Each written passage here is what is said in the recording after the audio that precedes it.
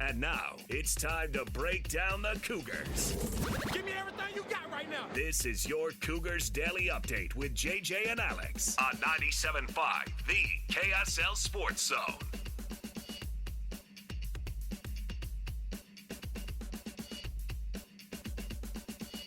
All right, everybody, welcome back. JJ and Alex, 97.5, the KSL Sports Zone. Alex Curie, Jeremiah Jensen, thanks for hanging out with us on a Friday. We hope that you are so far away from your office right now.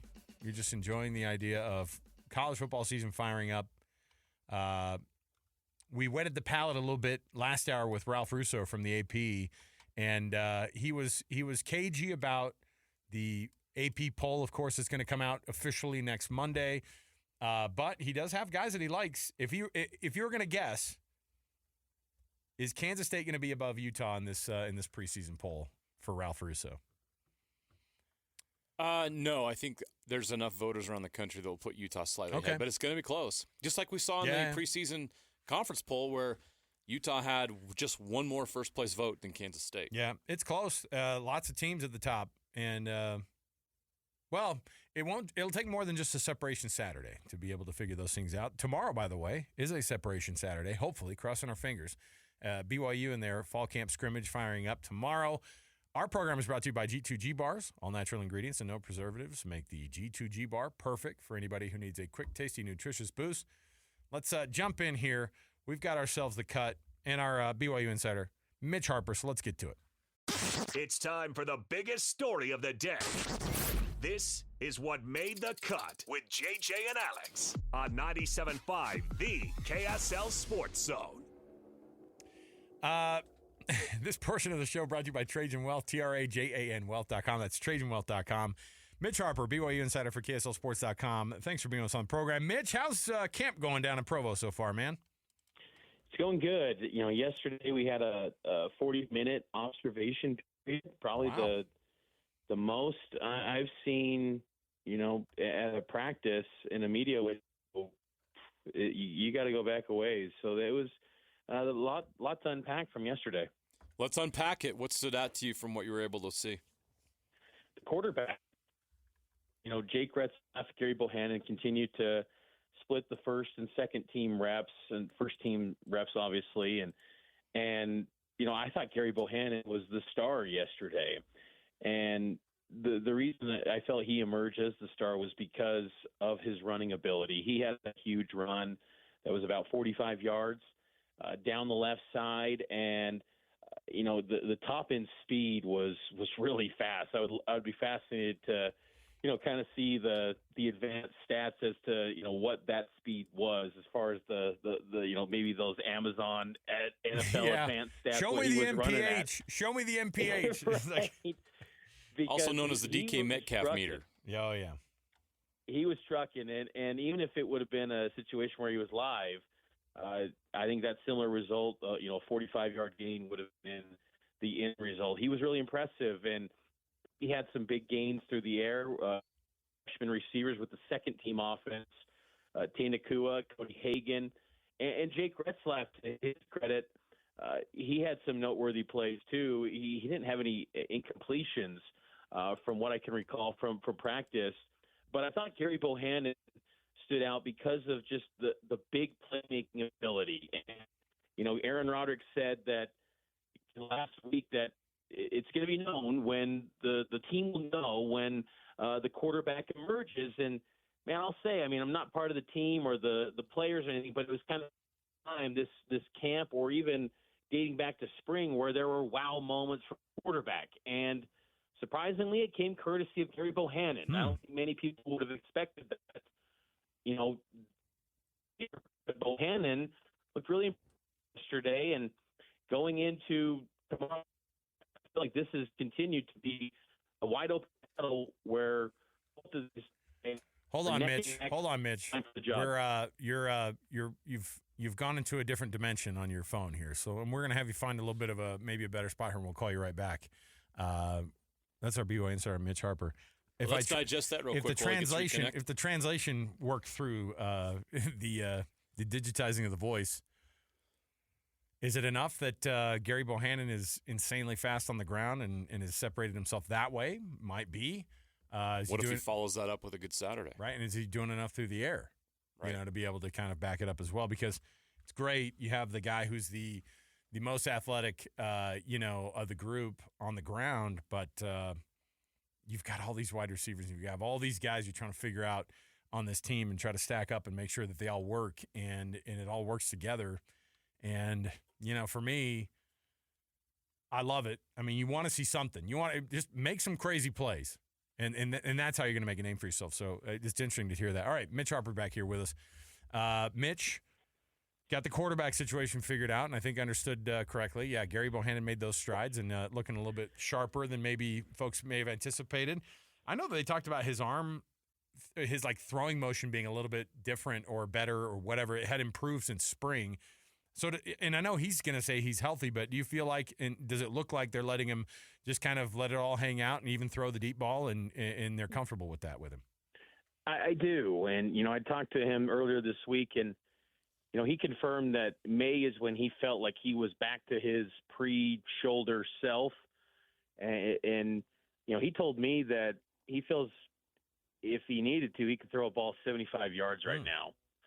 Haven't seen that in practice yet. I'd love to see that. But, I thought that the big plays through the air with some of the, first or second team units, Bohannon had the better plays.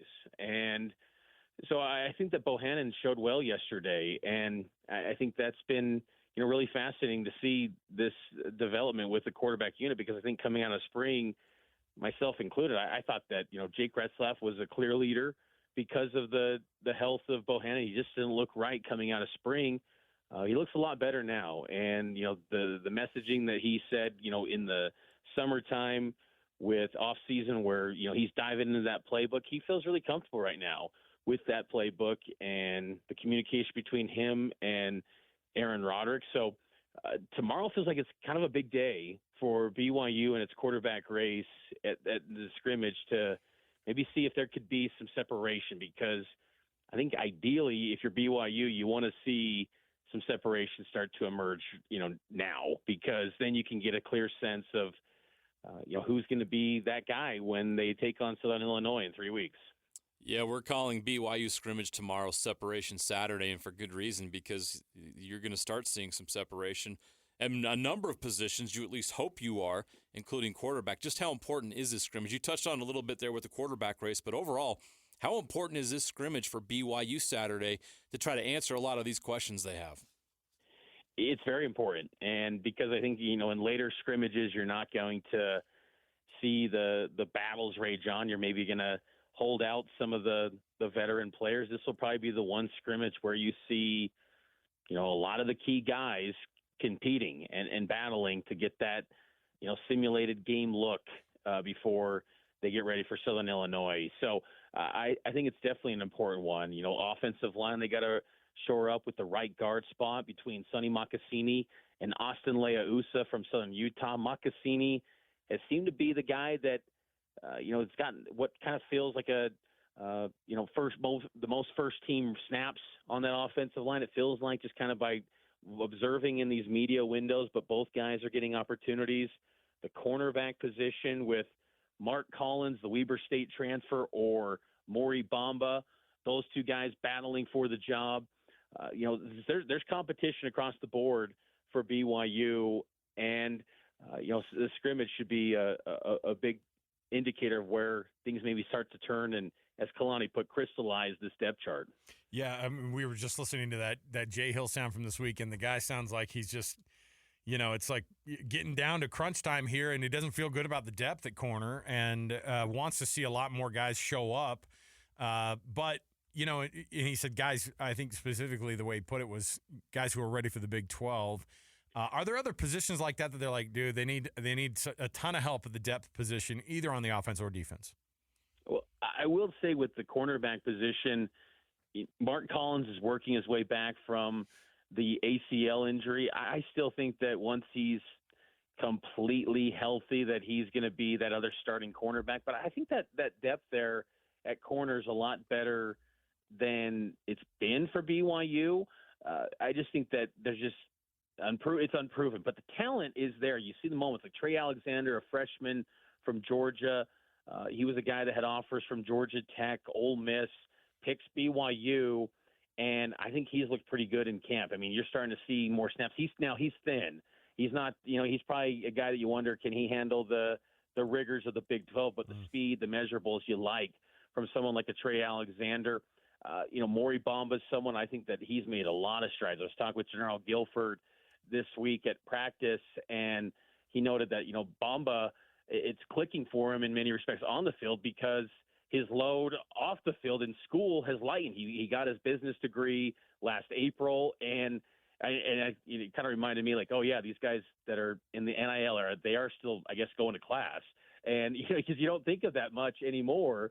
But he said that's been a huge difference where he's kind of like a pro athlete where he's got a lighter schedule and he's just dialed in to ball, and that's helping his cause with the growth he's seen at cornerback. I think that's a position that's going to be better by season's end, and it could end up being a pleasant surprise. I think that, to Jay Hill's point, that early in the season it feels they need more answers. You'd like them a little more set tiers in that cornerback unit, but I think the options are there, which is a step in the right direction because in years past, the cornerback position historically has always been you got maybe two guys and then let's hope and pray they stay healthy because that's it. But I think they feel confident that they could roll in different guys and contribute at a high level there. I think the defensive tackle position's a spot where John Nelson's going to probably be a starter.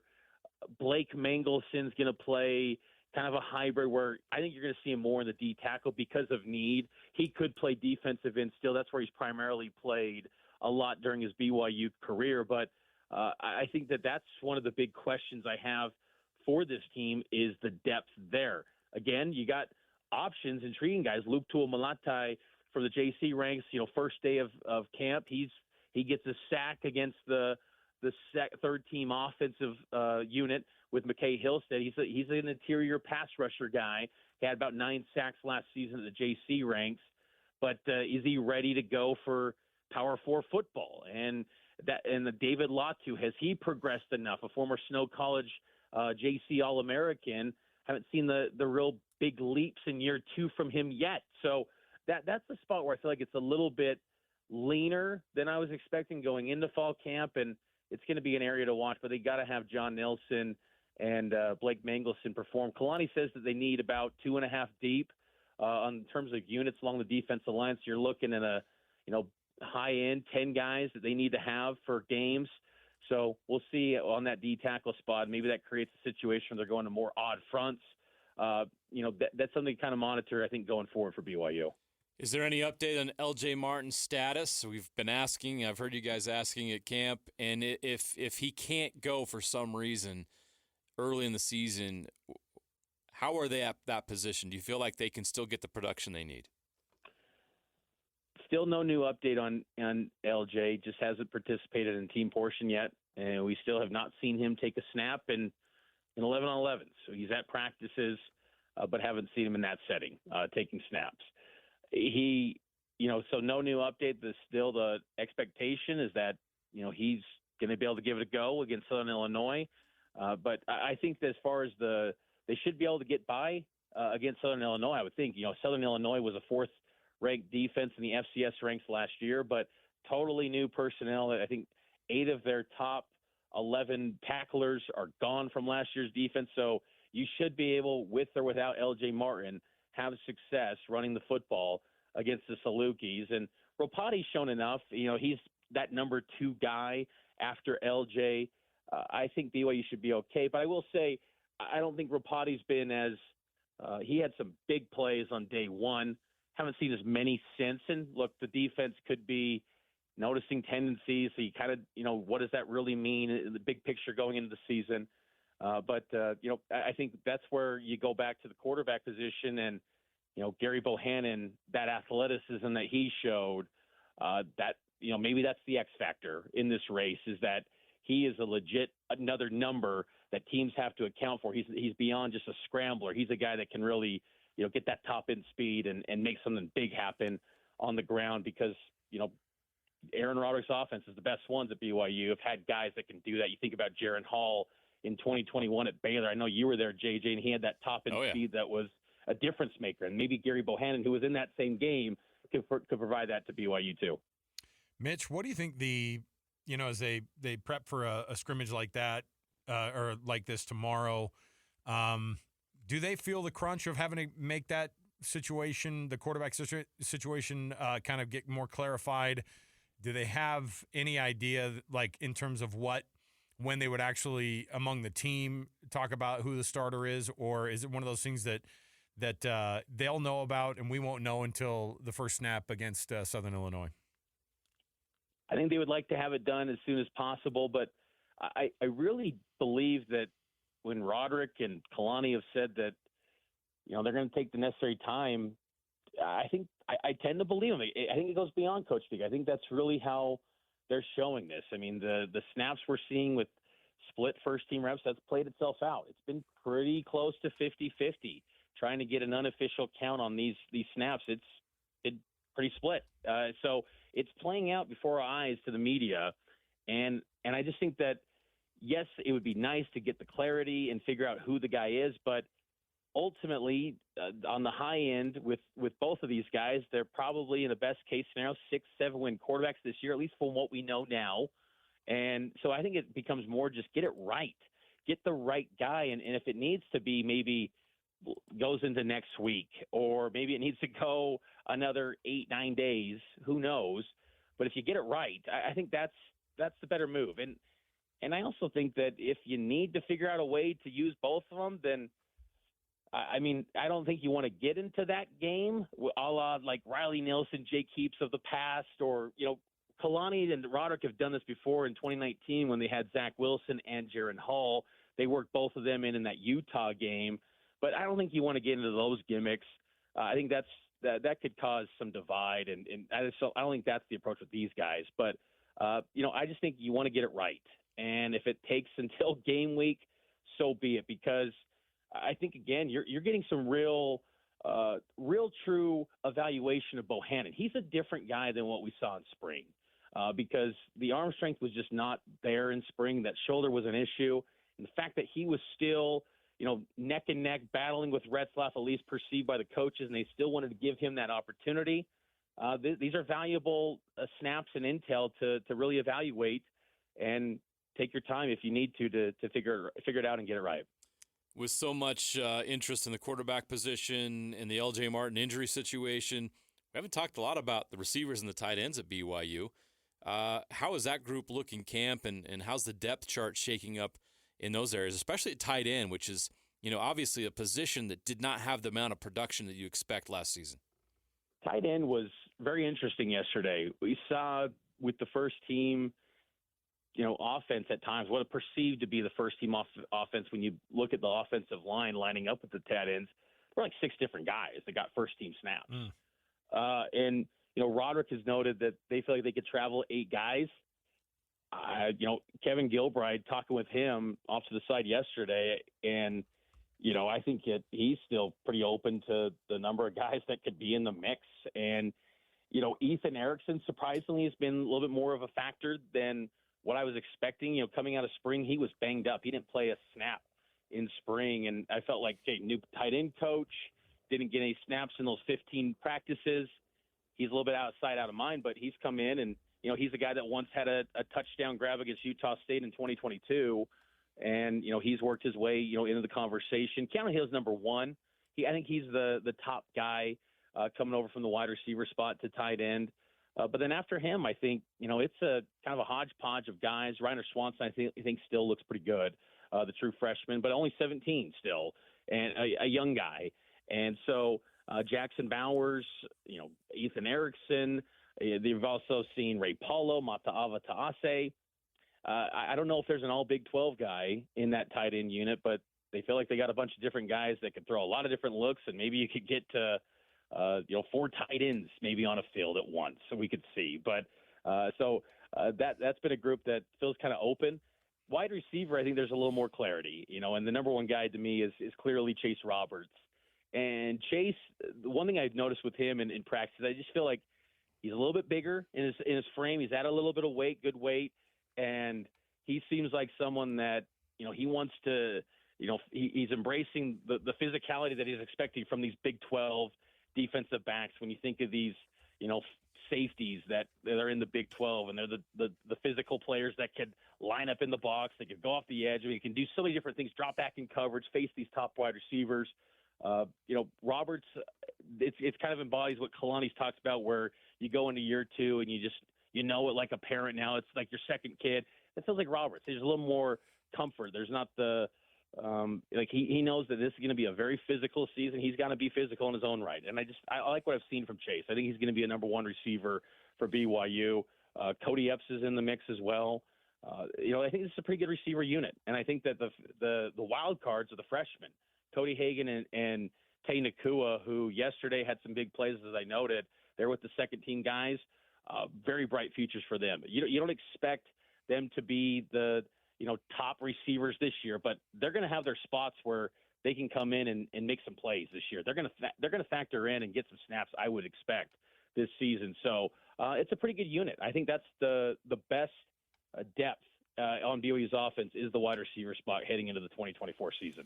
Mitch Harper, BYU insider, KSLSports.com. I would imagine they're going to let you guys watch the entire scrimmage, maybe even take some iPhone footage. Is that right? Oh, no. Man, see, that was you're not going to get a view separation they Saturday? 40 minutes yesterday. I thought, maybe they're trying to say, hey, well, at least we gave you this. That's scrimmage, but you know what? They gave you these 40 minutes. Yeah, that's exactly right. Where they go, well, we did, because those conversations happen. Like, well, we gave you 40 minutes the other day. I know you're not allowed to see anything significant on Saturday, but think about the 40 minutes you got the other day. I mean, come on, be grateful. Mitch Harper, yeah. Well, I was just waiting to see if he was. Mitch, you there? Yes, okay. It's a bummer that the NFL has it wide open, and the Kansas City Chiefs can win Super Bowl still with an open scrimmage or an open practice. But college football, look, the paranoia is off the charts in college football. I get it. So it is what it is. Until these conferences, force the transparency with the availability reports and the practices, I'm sure that day will eventually come. With these media rights the way that they're going, I'm sure it's going to eventually happen. But there's got to be a little more uniformity before it actually does. Until then, we get it closed off a little bit. Well, until then, and when you close it off, that's when you get your Connor Stallions across the country, right? That's what you want. Let's get some drama going on here. That would hurt the economy for people that like to snoop. So that's not good. Mitch Harper, BYU insider, KSLSports.com. Mitch, we appreciate it as usual. Thanks for hanging out, and we'll chat with you again next week, and hopefully we hear something on Monday or Tuesday about where this quarterback battle is. You bet, guys. Take care. There you Thanks, go. Mitch. Mitch Harper. So we're just going to have to trust BYU on Separation Saturday. Mm-hmm. Oh, how dare you, Jeremy. I will say, well, the good thing, Jay Hill's very straightforward about how things are going. You won't get as much straightforwardness of from A-Rod or Kalani, I think, on if they don't want to, then why do they don't need to tell you. We just obsess over this stuff. The things you don't talk to us about, those are the things we're going to ask you about. LJ Martin's injury, no one's talking about it? Well, we're going to ask you 100 times about it. By the way, terrible news. I mean, it's not news, but I mean, like, it's terrible to hear that he hasn't taken any live snaps yet in 11-on-11. That's not good, right? No, it's not. I don't know. It's hard to know because we don't know what's going on. But it's a lot of valuable reps and time. Look, it's not like he's, we just talked about Mekhi Bernard with the Utes. That's like a 6-year senior guy, right? LJ Martin is a true sophomore. Right. Like, there's still a lot of development that needs to take place there. And look, if he's out right now, I mean, I would just start thinking about, if you're a BYU fan, I would just start thinking, let's go with Hinckley Rapati and see what he can do. You got Miles Davis. It's a big opportunity for Miles. Miles has kind of been there for a while and had some moments, but then couldn't stay on the top part of the depth chart. Well, here's a chance. I think they need to plan on being without LJ for a certain period of time. And you're going to start thinking about, it's probably why we've been hearing about Hinckley Rapati in the offseason, right? I'm sure people know some things that aren't going to report exactly what's going on, but know some things. So I would be shocked if Hinckley Rapati's not the starting running back for BYU against Southern Illinois. I'd be shocked. All right. Let's hope. We'll see how this thing goes. All right, we'll take a quick break. We'll come back after the break. Guess what we have? We've got our NFL Blitz. We have tons of things to jam on still, so stay right here, 97.5, the KSL Sports Zone. All the latest news and notes from the league and the locals in the NFL. JJ and Alex bring you the NFL Blitz on 97.5, the KSL Sports Zone.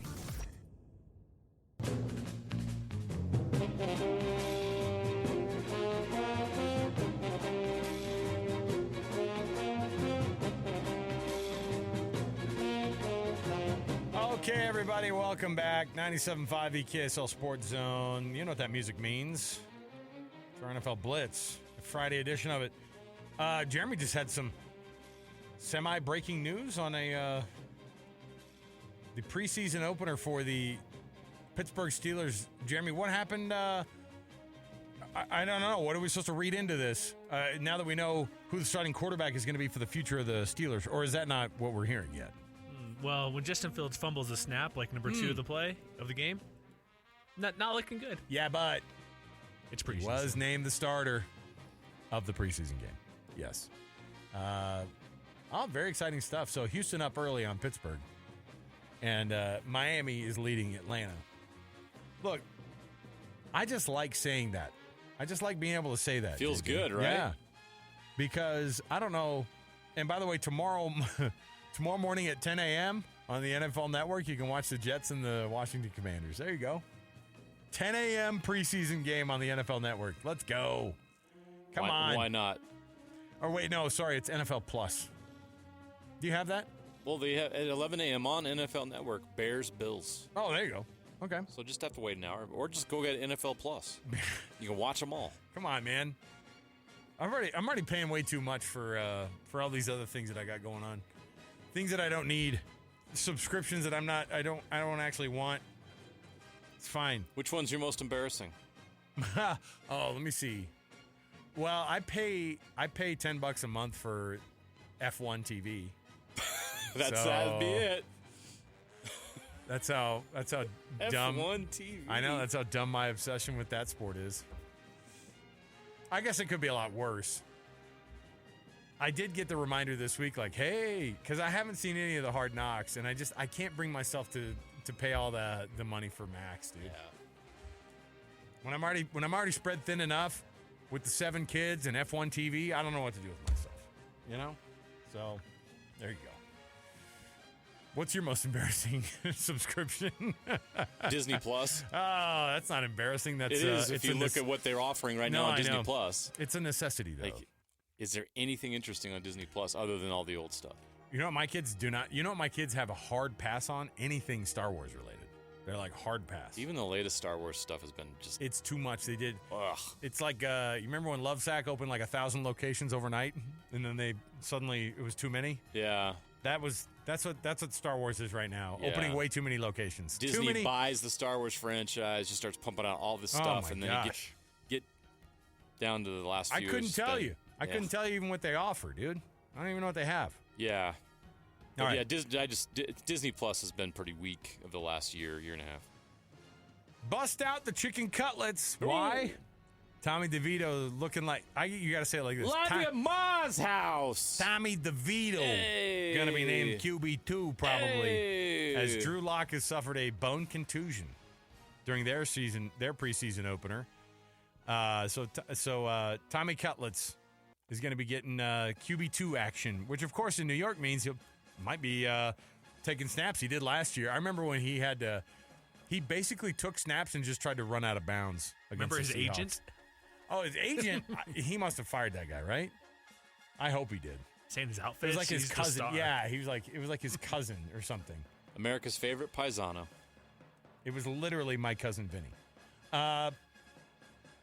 Anthony Richardson, he is going to play in their preseason games. He missed most of last year with his shoulder injury. That was a guy who came into the league. I didn't think he was going to be that good because he wasn't phenomenal at Florida by any stretch. Just inconsistent. But he was a freak. He came in, as we saw in the Utah game. And right? he came in against or into the league, and it seemed like he had his stuff together. Yeah. That shoulder injury took him out, but yeah, he's going to be back. That's a guy you want good quarterbacks in the league, and you want young quarterbacks coming up through the ranks. And I didn't like Anthony Richardson when he was at Florida, but I kind of like the idea of him turning it around and turning heads now. The Raiders quarterback competition. I don't know how, but it might just be the worst in the NFL.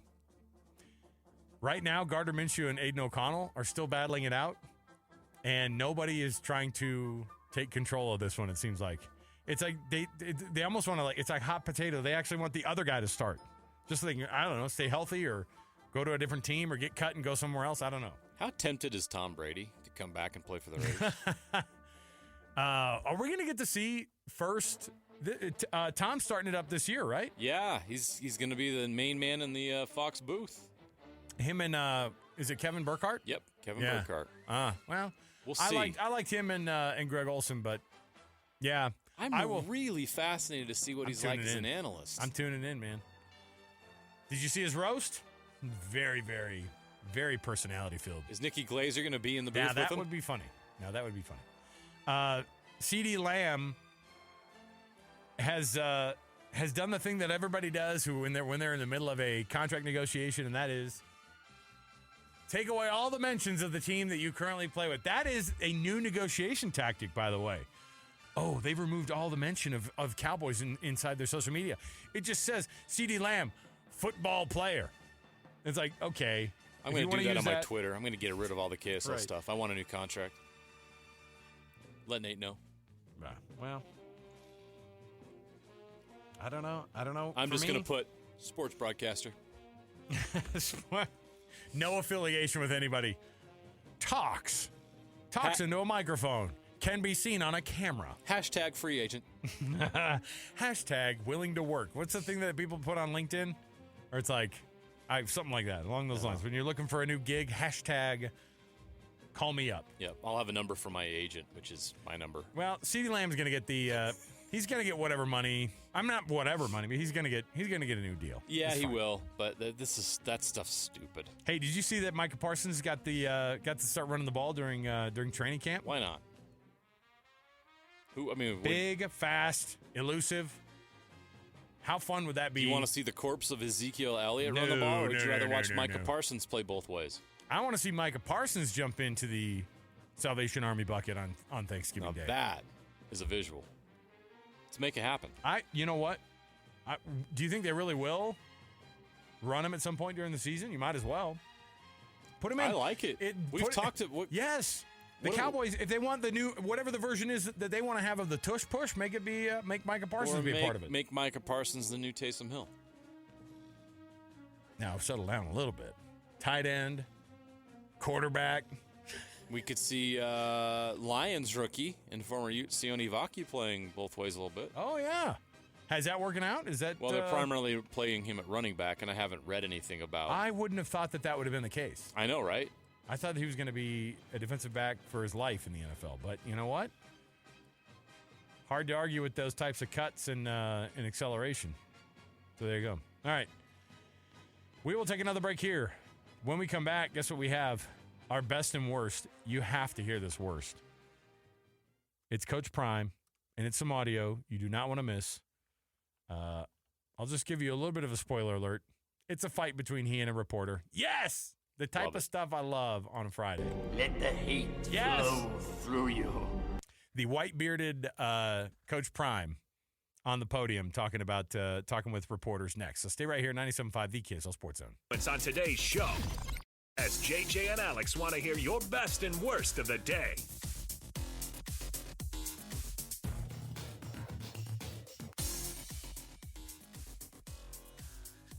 All right, everybody, welcome back. Best and worst on the program. Final segment of this hour. For an incredible selection of Kia, Subaru, Chevy, Jeep, Dodge, or Ram, visit the Doug Smith dealerships in American Fork and Spanish Fork. Great service starts with know-how, and nobody knows like Doug. So the best is a little bit of a conglomerate of some Olympic things, okay? Now, We don't know if on Monday we're going to have the worst of both Team USA men's and women's teams losing in the gold medal games. Doubtful. Do you think they roll against France too? I feel like that team woke up in the fourth quarter. It's good that they had a little bit of that meltdown. They needed that in the semis versus the gold medal game. I figured you'd have the.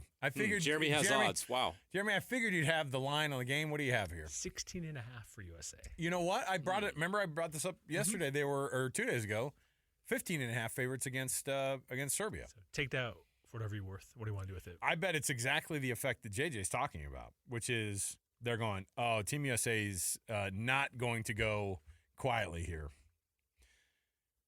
Team France lost to Spain in the gold medal soccer match, which everybody was like, oh, yeah, Spain's a little bit better, but France, home field, blah, blah, blah. And they lost 5-3. By the way, 8 goals scored in the gold medal match. I love it. Keep it going. But the U.S. dominance in the medal count, 111. Is this current? Is this right now, Jeremy? Because what if they have some stuff going on right now at almost 2 a.m.? Okay. Is breaking still going on this late? Is the party still getting? Is the party just getting started? That's now my best. That's now officially my best. B-boys and B-girls. Not kidding. I was going to say, though, my new best is that breaking is not going to be in the Summer Olympics maybe ever again, right? No chance. For sure not in the program in Los Angeles. So that's my favorite of the day. But the Team USA medal count is 111. Next closest is China with 83, but both China and the U.S. have 33 golds apiece. You don't want to end this thing leading in silver and bronze, but losing to China in gold. Because right now, we're tied for top in gold, way ahead in silver, way ahead in bronze. Nobody else is touching us, but China, gosh dang it. We don't lose to China. Ever. China. Now the worst. We've been waiting to get to this one. I cannot wait for this. So you found this today, JJ. Please help us understand what was going on and because we were all very confused as to what we were hearing, but I don't think we get a lot of clarification either. But roll it out here for us, what we're going to be listening to here. Deion Sanders had media availability on his 57th birthday, by the way. Happy birthday, Coach Prime. Thought that was nice of him. I don't know why he was in a bad mood, though, because, let's just take a listen. Next guy. Eric Christensen with CBS Sports Colorado. CBS, Tyler. I'm not doing nothing with CBS. Next question. Joe Rigo, Mile Ain't High got nothing Sports to do Radio. with you. It's above that. Ain't got nothing to do with you. I got love for you. I appreciate you, respect you. Ain't got nothing to do with you. They know what they did. I'm here in Denver, not national. You are who you are. CBS is CBS. All right. Joe Ain't got Rigo, nothing Mile High to do with Sports. you. I respect you. That's why I told you that. I'm looking you in the eye as a man. I respect you. I got love for you. But what they did was foul. I'm going to look you in the eye with my sunglasses on inside. My mirrored sunglasses that you can't see my eyes with. I'm going to look you in the eye as a man. What on earth is going on here with his beef with CBS? I don't know. There's a couple things that people are guessing on. Somebody with USA Today, like us, was curious and tried to find out, but he couldn't find anything either. A university spokesman said they didn't know what Sanders' issue with CBS was. So a couple guesses. Jeremy says he's got one too. One of the guesses was, and I brought it up too because he was ranked. So that's what I was asking about because that was foul. That's I know it? It's stupid. So CBS Sports did a ranking of college coaches, and they ranked Deion second to last in the Big 12, behind or just ahead of Kenny Dillingham, which makes him and Kenny Dillingham the lowest rated power conference coaches. So he felt like that he was done wrong by CBS. Now, his son Shiloh, I think, is also going through some bankruptcy court stuff, and there's been some weird stuff written up about him. I thought maybe it had to do with that, because who cares if you give like an arbitrary ranking of a bad, like, I don't feel like that's, I feel like it'd be more along the lines of feeling like his son was attacked, right? Well, there's also there's a story from athlonsports.com that was published a week ago today titled Deion Sanders' Chaotic Culture Turns into Locker Room Violence in Colorado. And one former player told the author of the report, quote, "It's like a real-life Grand Theft Auto video game. There are many distractions with fights, guns, and money floating around. The environment is unlike any I've come from before." Remember when they got all that stuff stolen out of the Rose Bowl? Yeah. Because there was just cash and watches and stuff floating around, like you said, Grand Theft Auto situation. Well, so maybe Athlon is going to get canceled too. That's not CBS. Mm. He's like, I didn't have a problem with that. Print that all day. Grand Theft Auto, that sounds cool. It's actually part of our recruiting. It's like, come on, coach. Don't tell me I'm as bad as Kenny Dillingham. I love how they know what they did. And everyone's like, we actually have no clue what they did. CBS is like, please enlighten us. Here's the thing. This is like Coach Prime with the media is like a bad marriage where you're going around and you're like, I don't actually know what I did wrong. No, but you're in trouble. Give me a hint. Give me a hint what's going on here. It's like when you're a parent and your kids are fighting, you got to get mad at least one of them. Right. Or like parenting when you go, hey, what's wrong? To the kid and they go, nothing, it's fine.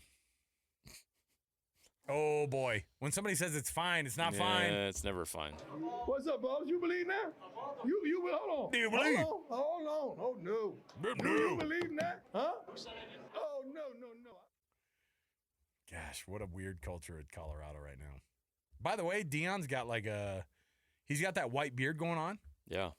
And somebody commented on it. I was looking at the tweets. They're like, geez, this guy has aged 15 years in this job in the job that he's been at for 1 year. Jeez.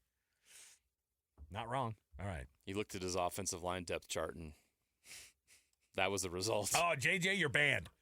Did you just say something about the O-line? You're banned. You're gone. KSL's out. Sorry, kid. Sorry, you said KSL. I don't have a problem with you. I'll look at you as a man. It's that Mike Hedrick character.